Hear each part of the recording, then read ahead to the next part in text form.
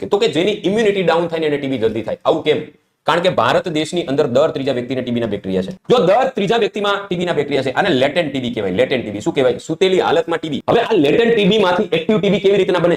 તો મેજોરિટી કેસની અંદર છે ને, જે વ્યક્તિને સાહેબ એઇડ્સ હોય, એઇડ્સ અથવા તો એચઆઈવી, મોટાભાગના ભારતની અંદર મોટાભાગના કેસીસ છે HIV. HIV human immuno virus, જેનો મતલબ છે કે તમારા શરીરની અંદર એચઆઈવી નામનો વાયરસ જોવા મળ્યો છે, જે ભવિષ્યમાં જઈ અને તમને એઇડ્સ કરી શકે. પણ જેવો તમારી બોડીમાં હ્યુમન ઇમ્યુનો વાયરસ લાગે એટલે તમારી ઇમ્યુનિટી છે, ઇમ્યુનિટી ડાઉન થાય એટલે સુતેલો ટીબી જાગે અને તમારી બોડીમાં કરે હુમલો.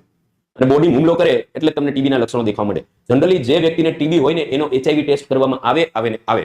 બરાબર? કારણ કે મેજોરિટી કેસમાં એવું જોવા મળ્યું છે કે ટીબી પોઝિટિવ મોટાભાગના એવા વ્યક્તિઓ થતા હોય જેની ઇમ્યુનિટી ડાઉન થઈ હોય. કોઈ કારણસર ઇમ્યુનિટી ડાઉન થાય. રોગની અંદર પણ ઇમ્યુનિટી ડાઉન થઈ શકે. બહુ મોટા રોગમાં તમે સપડાઈ ગયા હોય, બરાબર? અથવા તો તમને એઇડ્સ હોય. બીજા ઘણા બધા કારણ છે. કોરોનાની અંદર ઘણા બધા લોકો આના કારણે મૃત્યુ પામ્યા. ખબર છે તમને? કોરોનાની અંદર કોરોના થયો ને, હારે ઇમ્યુનિટી ડાઉન થઈ એટલે ટીબી પણ થયો, જેના કારણે ફેફસા ઉપર ડબલ લોડ વધ્યો. અને ફેફસા ઉપર ડબલ લોડ વધવાને કારણે પછી સર્વાઈવ ન કરી શકાય, એના કારણે મૃત્યુ થઈ ગયા. બરાબર? ટીબી બહુ ડેન્જર વસ્તુ છે ભાઈ.